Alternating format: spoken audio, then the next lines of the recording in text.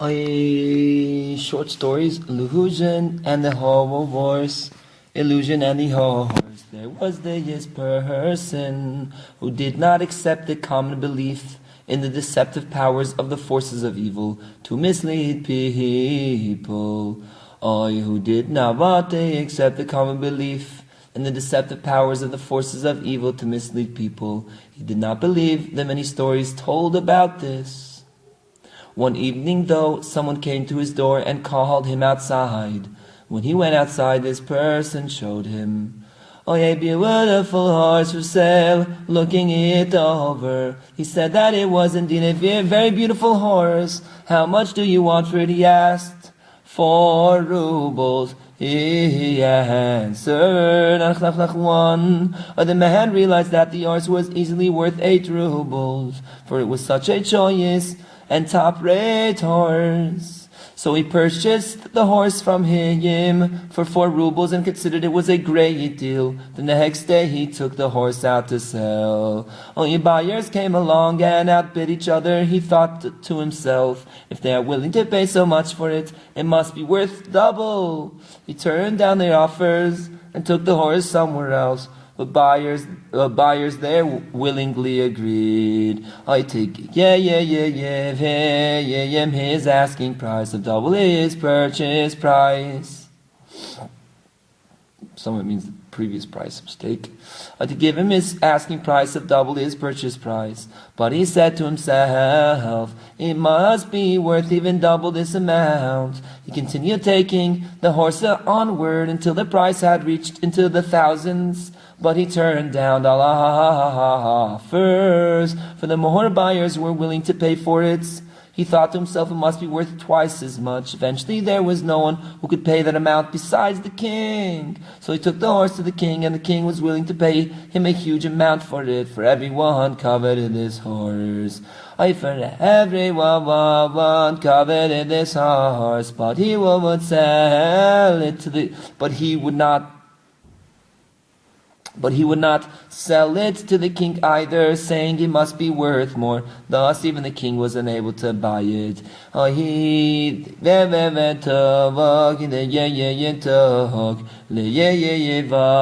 king with the horse to give it to drink from a water pump. The horse then jumped into the pump and disappeared. It appeared to him as such. The entire incident was the work of the deceptive powers. He began to scream. People gathered around in response to his screaming and asked him, why are you screaming? Telling them that his horse had jumped into the pump. They thrashed him soundly, assuming he was crazy. How could a horse jump into the narrow mouth of the pump? Realizing that they were beating him because they considered him crazy, he decided to leave. But as he was leaving, the horse began to stick its head out of the pump. He again began to scream, do you see? Since it appeared to him that his horse was there, the people returned and thrashed him again, since he was crazy. He decided to leave, and as soon as he did, the horse again stuck its head out of the pump. He again began to scream, and again the people gathered to thrash him. The forces of evil are always fooling people with illusions, with outright and baseless fabrications, with outright and baseless fabrications. A person is beguiled by it and pursues it, each time thinking that now he will earn more, now he will enjoy more. But after repeatedly pursuing his illusions, they abruptly disappear.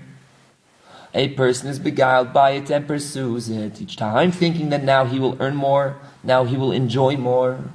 But after repeatedly pursuing his illusions, they abruptly disappear. All his desires have vanished from his consciousness.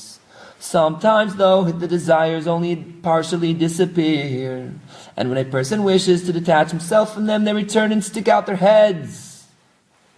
The person then pursues them once again. This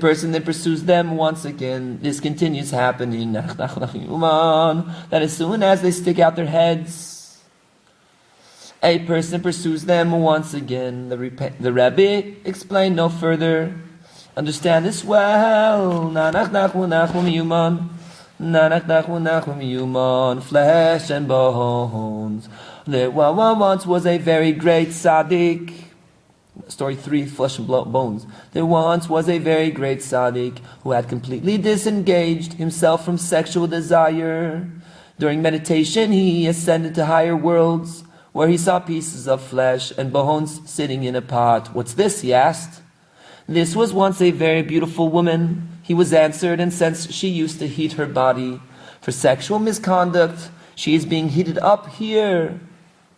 Oh, he wanted to see what she looked like. He was given divine names to reconstruct her, and he saw that she had indeed been and he saw that she had indeed been an extremely beautiful woman. From here we can learn how to develop revulsion for sexual desire.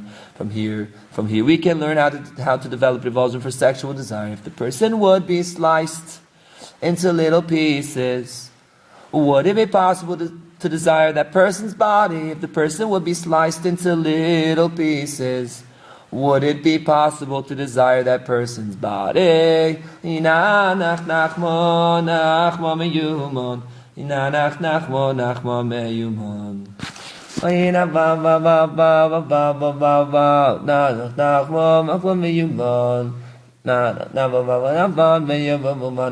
Story 4, one small step from man. Sadness is known to be a very harmful trait, and one should keep far away from it. One should rather encourage and lift oneself up. One should know that every single movement and change that one makes upon beginning to serve God is very precious in His eyes, even if it is only a hair's breadth. Since a person lives in a body in the physical world, it is very difficult to make any movement of change. It is very difficult to make any movement or change. Therefore, it is very precious. It is very difficult to make any movements or change. Therefore, it is very precious in God's eyes.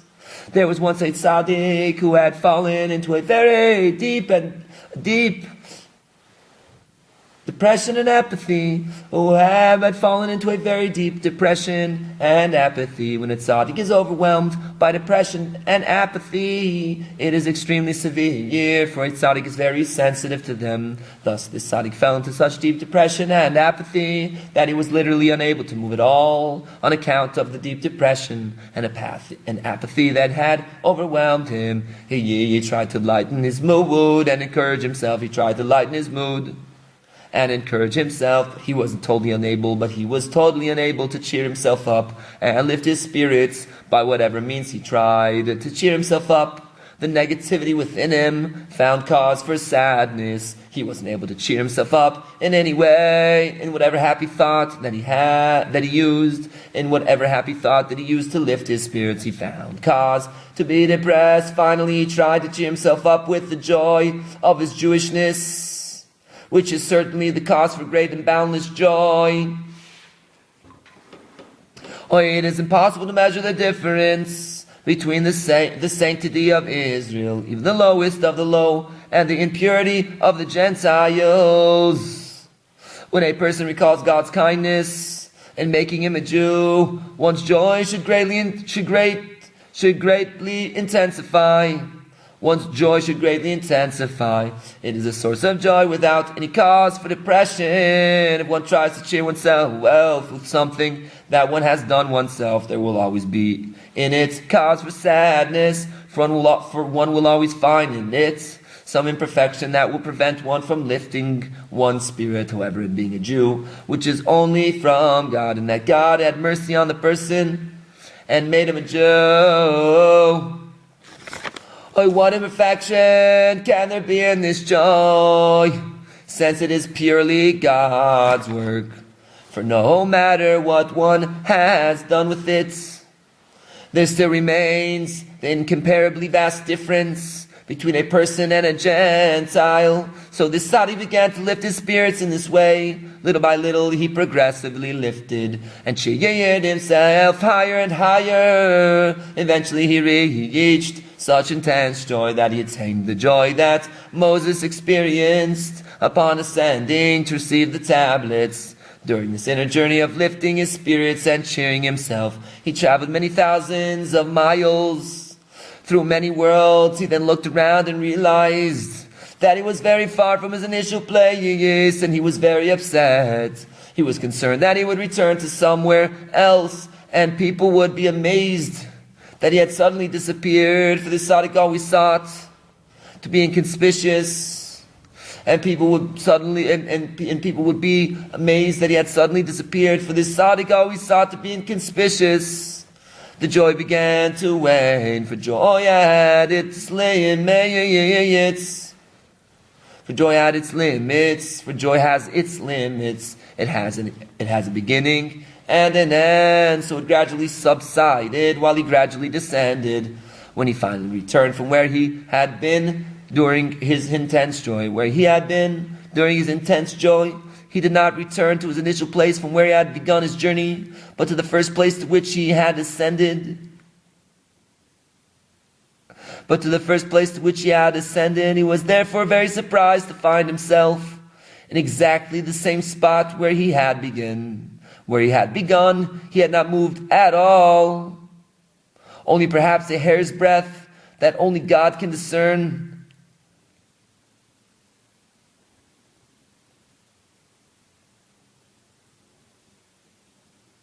He had not moved at all, only perhaps a hair's breadth that only God can discern. So the tzaddik was very surprised that he had journeyed through all these worlds, yet below he had not moved at all. He was then shown that every movement and small change that a person makes in this world, even less than a hair's breadth, is so precious to God that countless thousands of miles and worlds are incomparable to it. The countless thousands of miles and worlds are incomparable to it.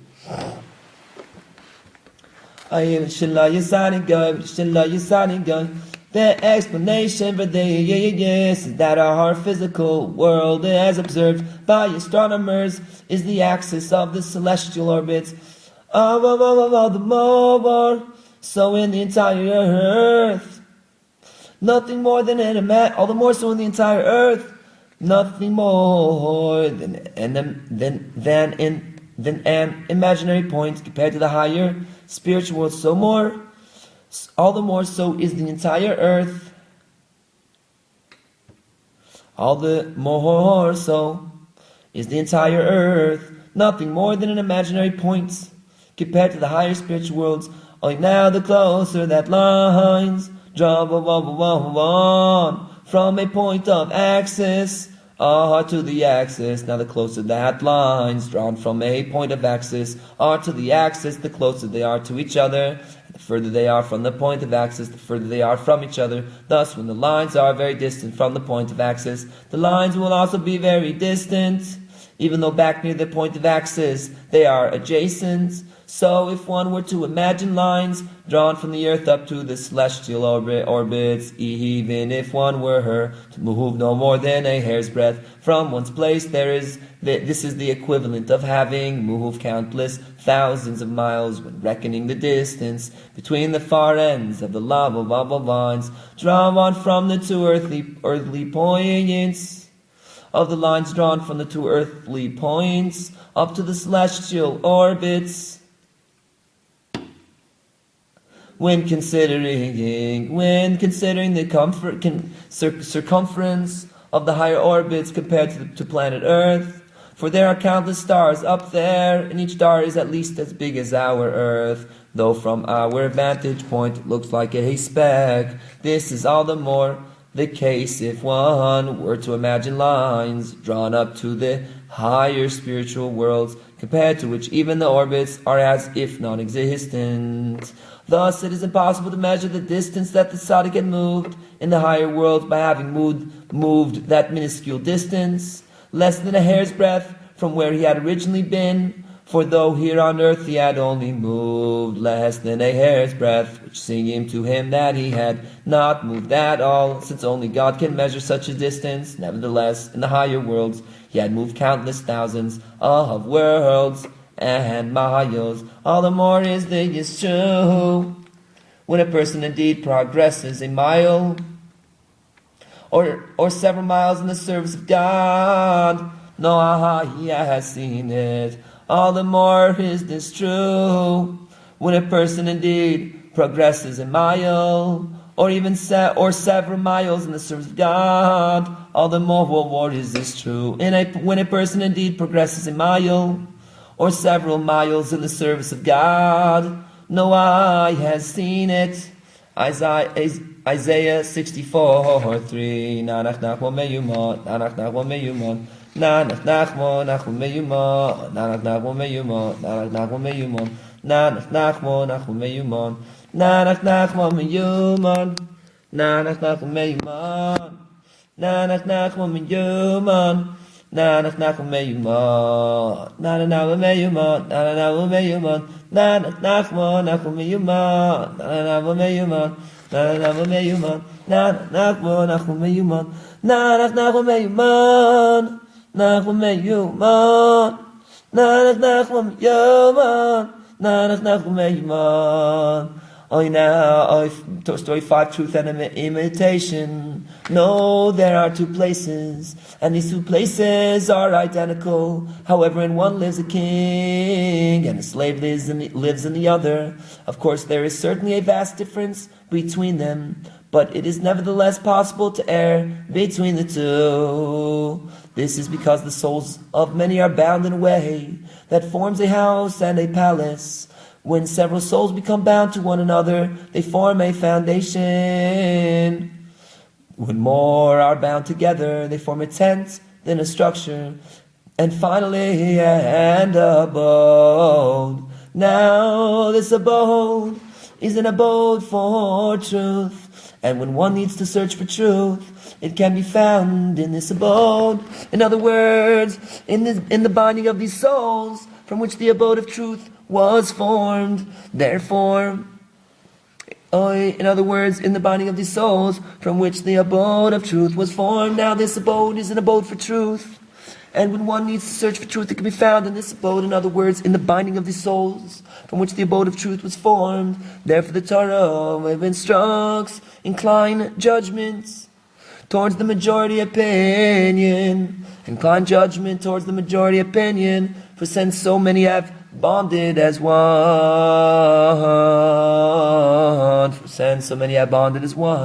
the truth is certainly with them. This is alluded to in all the souls of the house of Jacob. In other words, the souls are what constituted the house of Jacob, which is an abode for truth, which is represented by Jacob as written, grant truth to Jacob. But no, diametrically opposite this is the bond of the wicked, where many wicked souls bond together to form an abode for falsehood. This is the meaning of the prophet's warning. Do not reckon as a bond whatever this people call a bond, for the bond of the wicked does not add up. For this reason the verse says, do not follow the majority to do evil, yet it is possible to err between these two abodes. Yet it is possible to err between these two abodes, between the one of truth and the one of falsehood. This is because falsehood imitates the truth, for it too is the bond of many souls together. So a person can err and not know where the truth is, and which side to support. And not know where the truth is and which side to support, but know by virtue of redeeming captives. By virtue of redeeming captives, one becomes able to differentiate between the two abodes. But no, by virtue of redeeming captives, one becomes able to differentiate between the two abodes, between truth and falsehood, between the king and the slave. For falsehood is represented by a slave who is in the category of cursed, as in cursed is Canaan, a slave to slaves. And there are two types of intelligence, corresponding to before and after. In other words, there is intelligence that a person acquires over time, and the older one gets, the more one knows, as in days will speak. This type of intelligence is in the category of after, since it is acquired only after time. For this intelligence is gathered over time, but there's intelligence that a person acquires in great abundance very swiftly, in a fraction of a second. Acquiring this intelligence does not require any time, for it is beyond time. Acquiring this intelligence does not require any time, for it is beyond time. Such intelligence intelligence is in the category of the face, which is in the front, before, corresponding to Jacob, who represents truth, as in they seek your face. Jacob said, hello. Story 6, the pox. After the Shabbos of the Torah reading of Vayechi, the Rebbe said, during the third meal I became aware of a remedy for pox. Take some chalk and three times the amount of soap. Take some chalk and three times the amount of soap, and make a bath out of them to bathe the baby. This must be done as soon as the baby develops fever from this illness. If the heavenly decree is amenable, it will help. But if not, it will not help. He also said pox is caused by the sin of the golden calf. The question is, aren't non-Jews also stricken with this illness? However, the Medrash states that the non-Jews should actually not be stricken by any illnesses at all, since their portion is in this world. The only reason why they are afflicted with all the illnesses that afflict the Jews is so that they do not torment the Jewish people on this account. Nanach, nachman. We find is so that they do not torment the Jewish people on this account. We find this in Rashi's comment on the verse. Do not make me the lowly one's object of derision. Do not make me the lowly one's object of derision. Bring illness and affliction upon him as well, so that he will not be able to say that I am stricken while he is not. This prayer is what brought the affliction of illness upon the nations. But there is another question. This illness certainly existed before the sin of the calf. However, beforehand the illness was not severe, and the pox were only a result of babies nursing, as doctors know, but it was not a dangerous illness as it is today. This is on account of the sin. The remedy is alluded to in Jeremiah, where everything is mentioned in one verse. Even if you wash yourself with nesser, and use a lot of borith, the stain of your sin is still before me. Rashi says that this is referring to the sin of the cab of Nesser is chalk, and borith, soap. Thus, this remedy for this illness caused by the sin of the calf is alluded to here. Washing with chalk and using a lot of soap. Understand this amazing illusion. Nanach, nachman, meuman, Sarah, Esther. Story 7, Sarah, Esther. People once came to the rebbe in his younger days to make a redemption for a girl, pidyon, for a girl called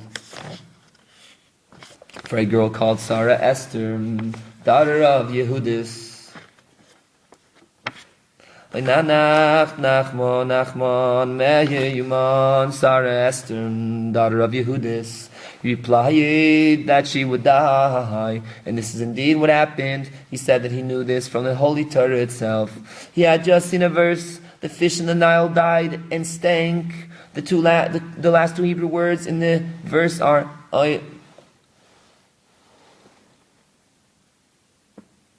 Meso vayivash.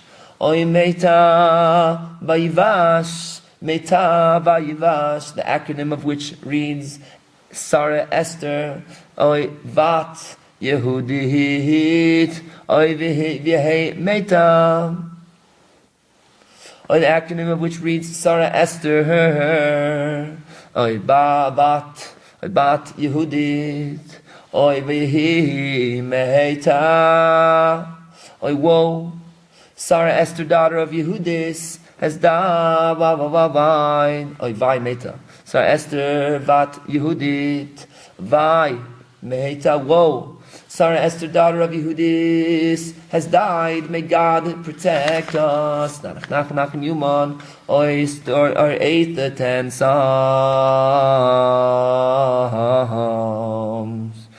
The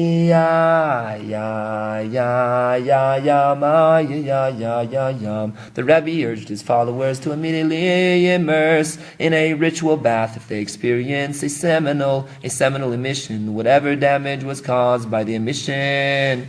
it was calm, was. But it is very important to preempt whatever damage was caused by the mission was caused, but it is very important to preempt any further effects it might have by immersing oneself as soon as possible in order to purify oneself. But he warned us not to worry about it at all. But he warned us not to worry about it at all. Fear, worry and depression about the years are extremely damaging, especially after he revealed the 10 Psalms that are a remedy for this. Psalm 16:32, 41:42, 59:77, 90, 105, 137, 150. He said at the time, whoever merits following this advice of reciting the 10 Psalms on the day of the occurrence will surely rectify his sin and has nothing more to worry about. He also made fun of the Hasidim and God-fearing people who become nervous whenever they have some sexual fantasy that they will experience an emission. But their fears of having an emission only cause them to have one.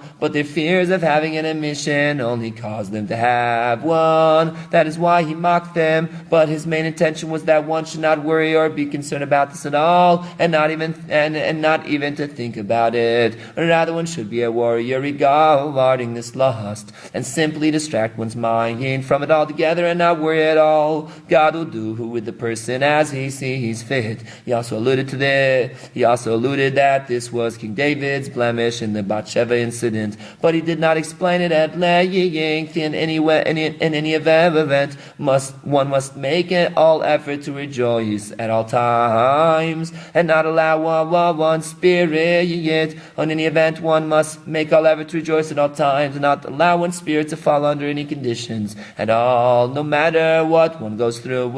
If one is firm and does not worry at all, not even thinking about this at all, but living innocently with joy, one will ultimately overcome everything safely. It is impossible to expound on this in writing, but if you are insightful, you will understand it clearly. In story 9, a letter from the king on Shabbos Chanukah. He told a story, but it was forgotten. It was about a prince who was distanced from his father and yearned for him very much.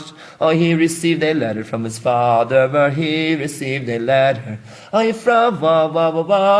father. He received a letter from his father, and this gave him very great comfort. But he still yearned very greatly. He yearned that his father would at least stretch out his hand so that he could hug it and kiss it. Then he thought to himself that this letter is the king's very own handwriting, so it is an expression of the king's hand. Then he thought to himself that this letter is the king's very own handwriting. Then he thought to himself that this letter is the king's very own handwriting, so it is an expression of the king's hand. This is not written well, since it was not written at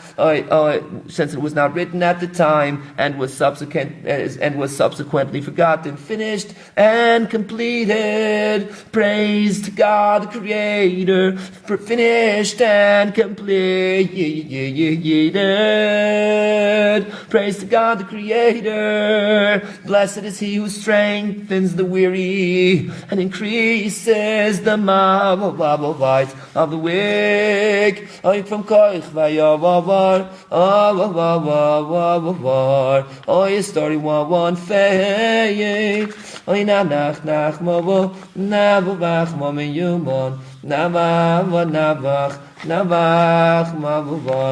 meuman.